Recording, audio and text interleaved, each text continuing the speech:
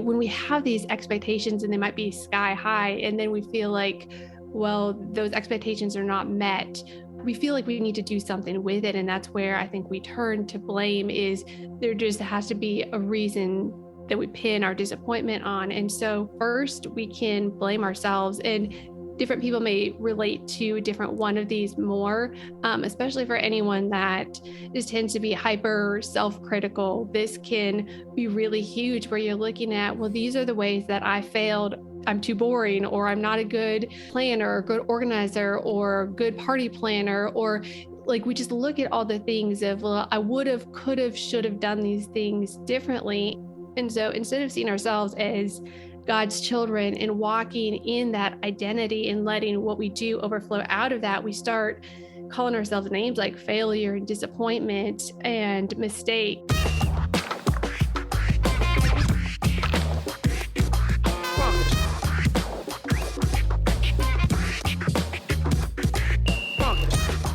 Welcome to the Everyday Disciple podcast, where you'll learn how to live with greater intentionality and an integrated faith that naturally fits into every area of life. In other words, discipleship as a lifestyle. This is the stuff your parents, pastors, and seminary professors probably forgot to tell you. And now, here's your host, Caesar Kalinowski. Okay, how's it going today? How was your Easter celebration? Did you have a massive good time of worship and family and food? I was kind of raised in the church growing up, even though our family was not necessarily highly living this lifestyle out. We never missed a Sunday morning, at least with my mom and my sisters. My dad was what we refer to as a creaster. He only pretty much went to church services on either Christmas or Easter. But in our home still, Easter was always a really big deal and a big meal. And yeah, a great time. Well, same thing nowadays. And so Team K definitely does up Easter well. And of course, there's also, unrelated to the cross and resurrection, there's still a lot of fun with the grandkids and chasing around the yard for Easter egg hunt and all that. So really fun. I hope yours was great. I really do.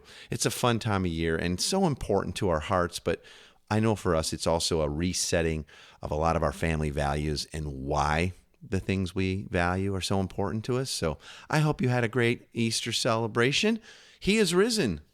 Hey, I'd like to get to know you better, and one way we can do that is over in the Everyday Disciple Podcast Facebook group. If you've not joined us over there, would you please do that? Can I just invite you to go on over to your Facebook page, search up everydaydisciple.com, or just go to the URL, everydaydisciple.com/Facebook. That'll take you right to the group and you can join. And if you have joined, but you've not been in there much lately, I want to invite you in. The water's fine. Come on in and let us know your thoughts, questions, ideas for new episodes, questions about missional living, any of that kind of stuff, comments on the episodes, all that stuff. Really want your voice. We're doing this podcast every week for you, so please join us in the Facebook group. And also, please be sure to subscribe on whatever device type or listening place you go to listen to podcasts. And let me give you a link, too, in case you are looking for a new way to do that. There's so many platforms now. If you go to everydaydisciple.com/listen, that'll take you to a page with a whole bunch of different ways you can listen, depending on if you're Apple or Android or you want to do it on your computer or any of that. So please subscribe and be sure to share the show with others. Love to hear any reviews. If you're listening on an Apple device, real easy. Please go in, take 30 seconds to pay it forward. Give us a review, lots of stars. We would certainly appreciate it. Thanks. Now, missional living, no matter how long you've been doing it or how well you think it's going or whatever, it's going to be messy. And some days you'll wonder why it's not easier. In fact, sometimes you'll wonder if it even matters and you're making a difference. Well, today I have my friend Twyla Franz on with me. She's been on the podcast several times before, always a favorite, mine and yours, I'm certain. And we're going to talk about all of that, and I think you're going to really be blessed by it. Let's listen to the conversation that we recently had discussing when missional living feels hard. How's it going, Twyla? It's going well. Thank you so much for having me back on. It's sure an honor. Well, you're the number one guest ever. We've had you on more times than anybody else, and there has to be a reason for that, at least in my perspective. As I follow your blog, The Uncommon Normal, I read it because you send me the links and the emails I get, and I'm always feel like I got an email from a friend, and I'm reading through this, and it's always really good for my heart. And so I kind of wait until I'm like, okay, I have to have her on to talk about this again. So, hey, just as a little bit of a catch up for the really long-term fans of the show that maybe do remember you being on, just give us again a little bit of your context and what you and the family are up to on mission there, and just how you've been and how things have been going in the last, 6 months or so since we last talked to you. Okay, sure. Again, my name is Twyla, and I actually first was introduced to Caesar way back years ago when he was speaking at an everyday mission training, and the idea of doing life with the people around us and having this organic discipleship really resonated. And at that point, we were living in a very small house on a very busy road, and we kind of thought that we really couldn't lean into this with our literal neighbors until we moved. Fast forward another year or two, and we had moved. In hindsight, I wish we had not waited and that we had actually started building relationships right where we were. But that transition did help us to start on a fresh slate and say, well, we are going to be people that spend more time outside in our front yard. We're going to lean into building these friendships with our neighbors. And as we were doing that and listening to teachings from Caesar and from Mike Breen, and so we just got our feet wet and just started leaning into this. And we didn't really know what we were doing at all. And not Sometimes long that's into how that, it goes. Right? Sometimes that's how it goes. You just got to get started. Yeah, we don't have to have it all figured out before we get started. But as we were growing and learning how to do this ourselves, I had this idea land in my head, and God was just nudging me to start writing about it. And so that's where the Uncommon Normal was birthed out of. Is I don't have this figured out. I do not have the experience that Caesar has, or a lot of other people that have been great disciplers for a really long time, but I can bring other people into the journey along the way as we're learning and as we're trying to figure it out. But along the way, just really leaning into, it's going to be messy. It's not always going to be easy. We're not going to have all the answers, and we don't have to before we start. And so that was what I really wanted to do with Uncommon Normals, kind of break down this divide between, well, I have no idea what I'm doing. This is where I want to go, and to make it a gentler, easier transition for people just to start from where they are and join us as we're learning and messing up and trying to figure things out too. So we've been through COVID just like everyone else has. We had some time that we were on Zoom, and we have been trying to meet back in person. It's been messy, to be honest. It hasn't gone as well as we had hoped. Just as a whole group, we're in a different space, and I think things feel overwhelming in a different way. And so just as we were kind of wrestling through, well, God, what are you doing? How can we be connecting with people? How can we keep moving forward in this when it feels like, we're kind of stuck right now? And so that's kind of where this particular post we're going to dig into came out of, is just some of our own wrestlings of, God, I really did think it's supposed to be easier. Like we should have some of these things figured out now. But the truth is that it's messy, and there's always going to be more things to learn, and to keep leaning into, God, what is next? And it's not always exactly going to look like the way that we might have thought that it would. No kidding. And it really is kind of a messy thing. And I think that scares people off a little bit. But if you stop and think for a minute, life's a bit messy. Mm-hmm. But it's a lot easier when we do it with others and when we do it in community, and God's created us for that. And I think that's the thing on the other side that people come to, is to realize, I don't think I can go back to living just me and my family, or just isolated, or just checking a box, for an hour and a half on a Sunday morning or whatever. Once you begin to experience life in the kingdom and others start to taste that with you, and your kids get to see the difference of that lifestyle, there's really no going back. But it is really hard. And so, yeah, this post that we're talking about here today, it's called, Isn't Missional Living Supposed to Be Easier Than This? And of course, that caught my eye and my attention, and I know it would catch a lot of others as well. And you talk a lot about how you're not alone in this. Others probably feel this way, and you've talked to people who do, and how we kind of set expectations sometimes that maybe they're not real. Like what kind of expectations are changing for you and or needing to, do you think, as you've been doing this a little bit longer now? I think one thing that we're learning is just to have grace for where people are. And as much as we want to have a meeting every single week. That is something that is great, but that's not the only part of our entire week. And so while we might have an expectation that we're going to have a lot of people that come every time that we meet, the truth is that sometimes it's more one-on-one or more organic. It's happening out throughout the week as we're not just staying inside of our house, but we're interacting with our neighbors.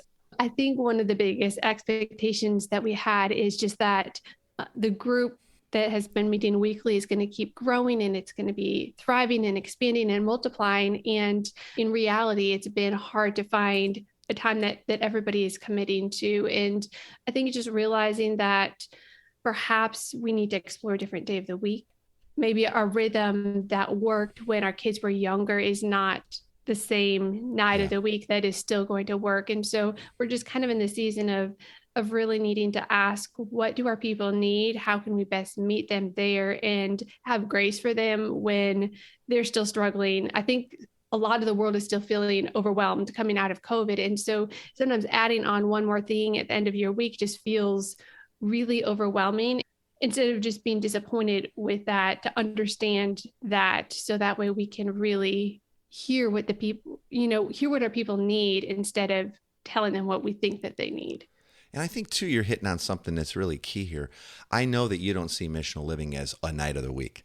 And yet that touch point of like the family dinner, the community sort of family dinner night is a real important touch point.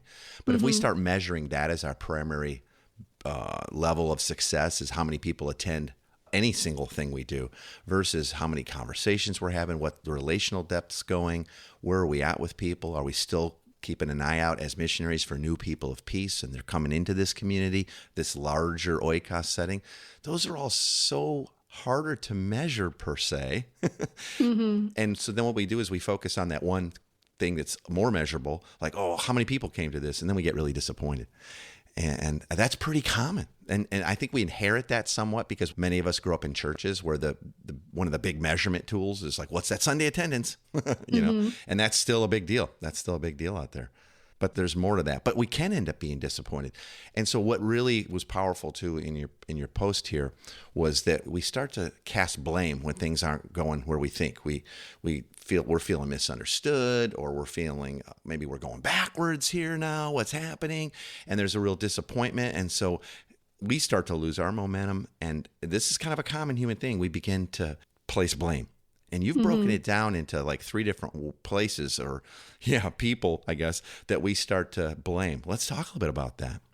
Definitely. When we have these expectations and they might be sky high, and then we feel like, well, those expectations are not met, we feel like we need to do something with it. And that's where I think we turn to blame. Is there just has to be a reason that we pin our disappointment on. And so the way that I broke it down is, first, we can blame ourselves, and different people may relate to different one of these more, especially for anyone that just tends to be hyper self-critical. This can be really huge, where you're looking at, well, these are the ways that I failed. I'm too boring, or I'm not a good planner, or good organizer, or good party planner, or like we just look at all the things of, well, I would have, could have, should have done these things differently. And it's just this really debilitating space that we can find ourselves in, is when we're saying we should have done this, we should have done this. And something I put in the post is that those shoulds really back us into a corner, and they belittle us, they call us names. And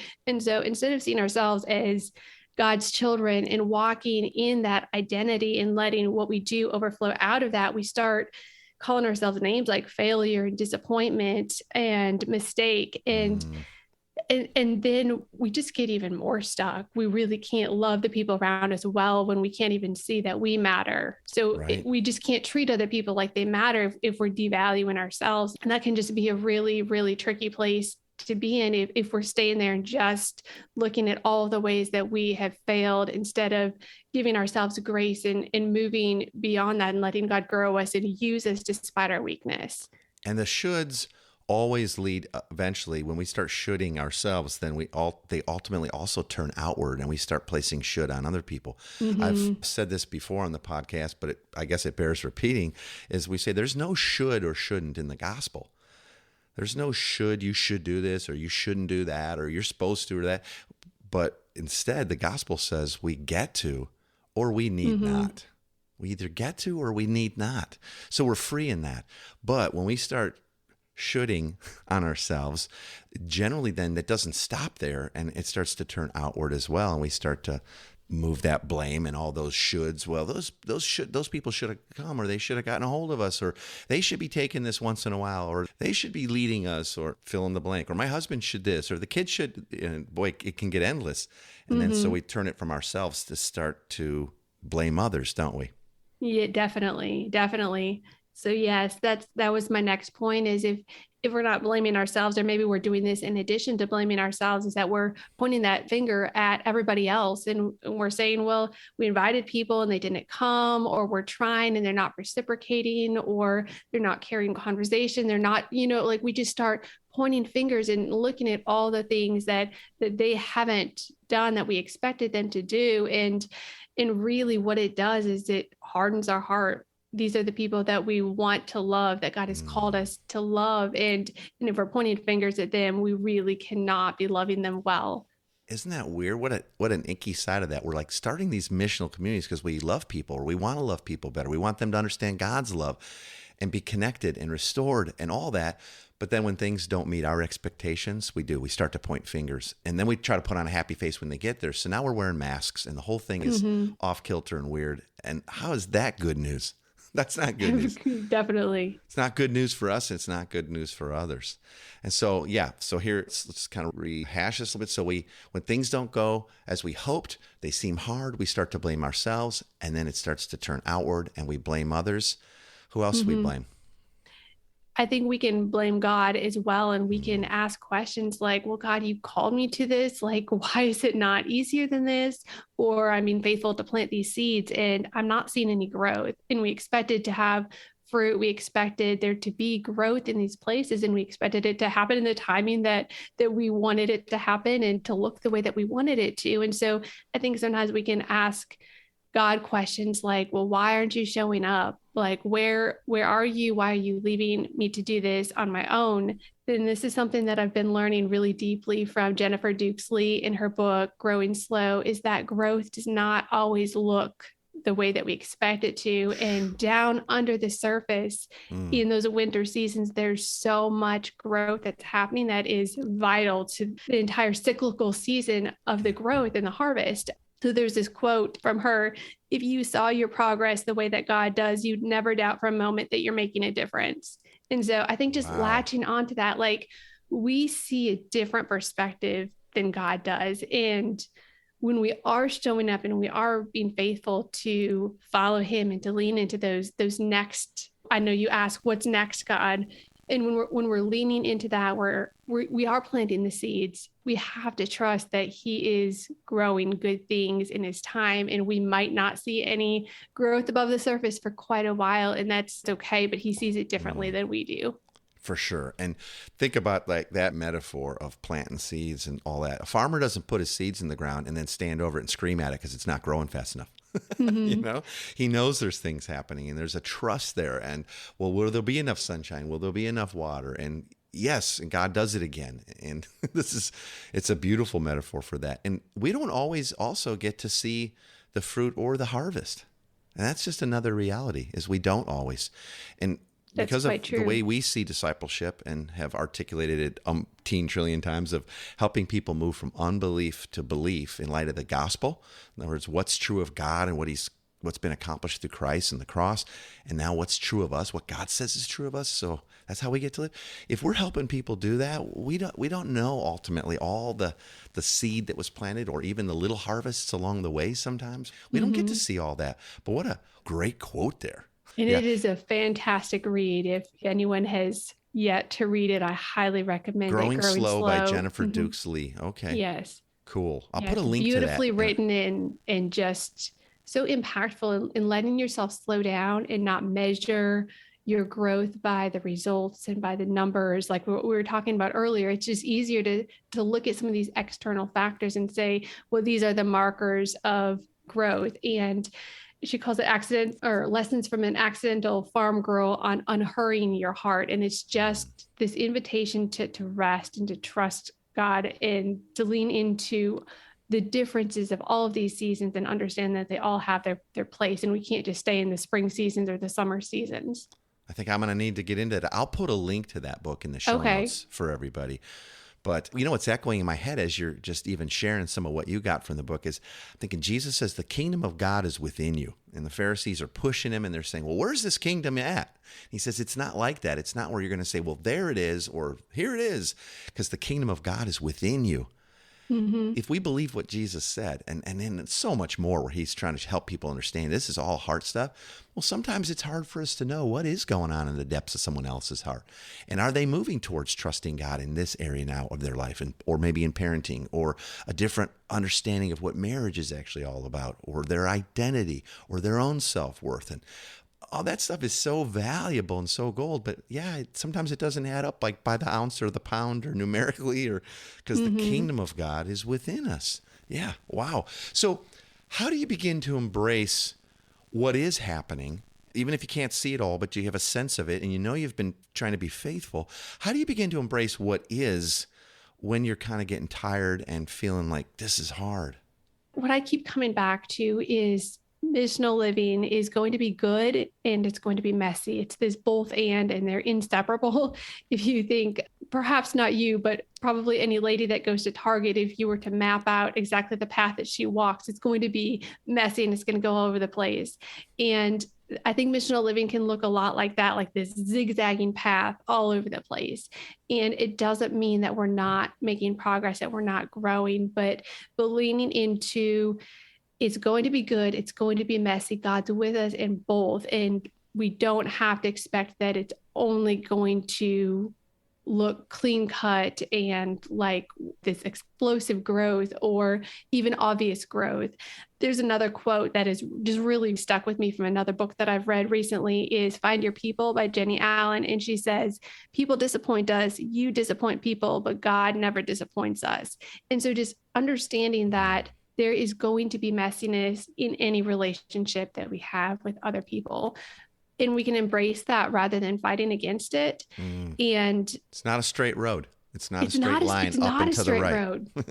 We don't have to be defined by the results. We don't have to be defined by any of these external things. What he says about us isn't going to change no matter what the growth might look like, to the world's eye or to anybody else. And so I think that really empowers us just to keep trusting him and leaning into what is that next right thing and how can I love the people that are literally right in front of me and just loving them instead of trying to make it work perfectly and to beat yourself up over the ways that you've messed up. Like we can walk in humility. We can say those needed apologies when we need to. We can just have grace for ourselves, grace for other people, and just keep going. Humility also lets us listen to other people. So instead of this pointing fingers and blaming and saying, hey, you're not showing up or you're not doing whatever I expected, just to listen, what needs do they have? Like, what are we missing by, just kind of blazing forward into what we think it has to look like. And maybe we need to take some time to listen or spend time in somebody else's home and see what's actually going on with their family, or sit at their counter while they're cooking dinner and just figure out what is their story, where are they in life right now. But that just seems too simple. But that's not doing enough. That's not, you're right. And yet that might be the exact best needed thing for them and for our own hearts to kind of get back out of this. And that is, you mentioned humility there. That takes humility. That takes humility instead of running a program or trying to get people in line with whatever it is we think is next for us or the community or whatever, to sit and listen, to understand needs, and then seek to meet those. Oh, I love this. I love this. And we always get to start again, don't we? I think we do. I think I hear so often from people like, well, we tried that whole missional thing. And I've even done, I think, an episode on this. Like, maybe you never really tried missional. Maybe you tried a program that you tried to talk everybody into that you've never done and they've never seen, and they were like, I'm not getting it. But we always get to start again.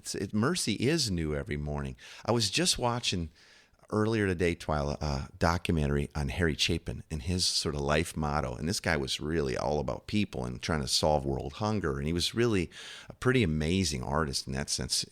Really, the focus of his life wasn't so much about becoming a big pop star, but his sort of motto in life, or banner or whatever that he flew, was like, if you're not sure, if you're in doubt about what to do something. And as simple as that sounds, that is, I think it's really good advice. Now, not do to be. People get hung up on that. Like, you say it's not due to be, but I got to do something.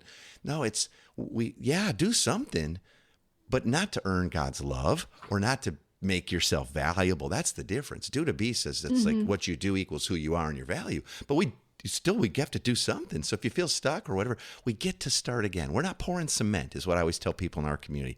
Hey, so you tried getting, family dinner night going or an open table on Thursdays, and it worked for a while and then it kind of fizzled. All right. You didn't pour cement. That's not the only. We all eat all week. What about a brunch or something, or maybe a Friday night cookout or something? Every week. Or you get to try again, and there's beauty in that too. And I think there's freedom in. Hey, well, let's try something else. Definitely. And that reminds me of a quote that I have carried with me way since I was a teenager going on mission trips. And I do not remember where this quote came from or even the exact words, but the basic idea was that it is easier for God to steer a ship that is out on the water moving versus being anchored at the shore. And the thought behind that is that we can sit back and say, God, what do I do? What do I do? And until we get like this blaring idea from heaven that says exactly in these specific details what to do, that we're not going to move and we're not going to do anything. But what you're saying, like, we can start again, we can keep trying new things. And the humility that we were talking about, if we remain soft and open and say, God, if I am not going in the right way, reposition me, realign me. And so we can keep pursuing the things that he's already told us in scripture, like loving people and praying for people and serving people. Like, those are not things that we have to say, God, is this your will? Like, he's already told us that it is. And so I think if we're leaning into those things, again, not doing because it earns us anything, but because we know that we're loved, because we know who we are in Christ. And so this is just the way that we treat other people, because we know that this is a gift that's been given to us as well. And so God will give that grace for us to keep trying again. And some things will flop. And honestly, I think we need some things that we try to fail in order to keep us humble and to know that it's not about us and it's not about our efforts, and that God can absolutely use us in spite of our weakness. He can use us because we're weak and because we need to lean on him. And if we think we have it all figured out, then we become not teachable and not steerable. No kidding. Wow. And you say in your post here, you said, what if we released our expectations to God? And what if we let him hold them instead and just leaned into loving whoever's right in front of us in our normal everyday life? That's not a bad starting or restarting place. I love that. In fact, I should say it this way. That's a great starting place, a restarting place. Well, what last sort of thoughts would you have to encourage folks who have been doing this and they're still in it and they've not given up, but it's feeling a little extra hard right now for them?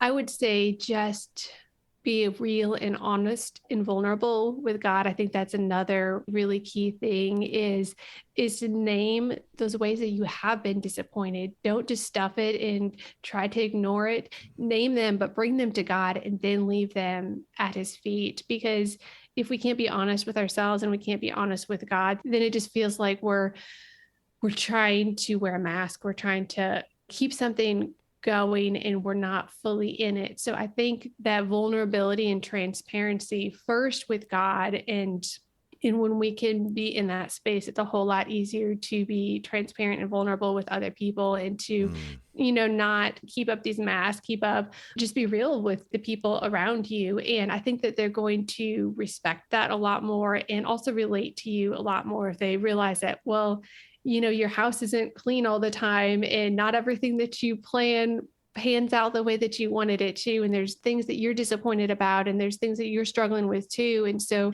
the way that I see organic discipleship, just in really, really simple terms, is this ripple effect where we are open and transparent enough with what God is working out inside of us. So it kind of just ebbs and flows into some of the conversations that we have. And so it doesn't always have to be like, hey, I'm teaching you all of these things. I'm just being vulnerable about the things that God is working out inside of me. And maybe that's going to speak to you, and maybe it's going to plant some seeds, and maybe it's going to keep growing and expanding out from there. So I think rather than trying to overthink everything, just come back to be you to yourself, be you before God, be you to all the people that are literally all around you in your neighborhood. I love that. I have nothing to add. That's beautiful and really sage advice for us and for our hearts. Thank you so much for that. Twyla, thanks again for being on. I love it always. You're one of my favorite people and writers, and I really respect you and your walk and your desire to see people take steps and try to help them draft a little bit behind what you're learning. But you're such an encourager too. It's obviously God's gift in your life is to be an encourager. But I also know you guys are living this and you're practitioners, and it doesn't always go perfect. And people do ask me all the time, like, hey, you got a lot of stories of conquest and wonder. Can you share some stuff that didn't work? And sometimes I find it hard because I think it's a perspective issue. When we stay humble, we go like, well, I guess a lot of stuff failed, but I just see it as part of the journey and learning, and God's working on us too. And so we always think about everything we do is always for someone else, but God's like, no, that whole thing actually, when I prompted you to lean into that neighborhood family or start that rhythm up and then this, because I was just asking if you were trusting me, and I'm growing your trust in some new areas. And so then you go, wait a minute, so that wasn't failure. That was grace. That was mercy. And so you just reminded me of that again, and probably a whole bunch of other folks. So thank you so much. Thanks for being on. I can't wait till the next time I get to have you back on the podcast with us. Well, thank you again, Caesar. It's been sure a pleasure to talk with you. All right. Thank you so much. My goodness. I love that. I love her. Twyla is so humble and encouraging. I really needed to hear that today. How about you? Maybe that'll put a little more wind in your sails. You'll give yourself a little more grace, give others a little more grace, and maybe begin again. We talk about that a lot in our coaching, that we get to begin again, and we oftentimes need to. So I hope today will help encourage you to do that. Now, as always, I want to leave you with the big 3 takeaways from today's topic. These are like a summary of the biggest things you don't want to miss. If nothing else, you want to make sure you catch all this. And we always make that available to you as a printable PDF. And you can get that for free as a download by going to everydaydisciple.com/big3. everydaydisciple.com/big3. So here are the big 3 for this week. And I have to thank Twyla once again for her part in putting these together. Number 1, missional living is going to be messy, but it's a glorious mess. At times, you'll wonder why things aren't easier and why they're not moving along faster. Sometimes you'll wonder if it really matters and if all of this is actually making a difference in people's lives. There will be days you'll feel let down, disappointed, or annoyed. But start to expect both the good and the messy. God is in there with you in both. Number 2, humility helps us own our part and trust God to meet us in our lack. Humility helps us not take ourselves too seriously and not be easily offended. Humility reminds us that instead of finger pointing when our expectations let us down, or maybe others do, that we can trust that God is at work and glorifying himself through our life. And number 3, blaming doesn't help anyone. Instead of blaming ourselves, we can say the needed apologies and invite God to help us love better. Instead of blaming others, we can choose to notice what's going on in their life, listen more, and love with compassion and genuine interest. And instead of blaming God, we can trust that he is growing good things even when it doesn't look like we thought it would. Okay, I hope that big 3 summarizes a lot of what we talked about with Twyla. Again, what a blessing. Thank you so much, Twyla. Time's up for today. I hope you'll join me next week. I'm going to be talking about how to stop taking everything personally in your life and on mission. And this is going to flow really well out of the conversation we had today. I'm looking forward to it. I hope you are. I'll talk to you soon. Thanks for joining us today. For more information on this show and to get loads of free discipleship resources, visit everydaydisciple.com. And remember, you really can live with the spiritual freedom and relational peace that Jesus promised every day.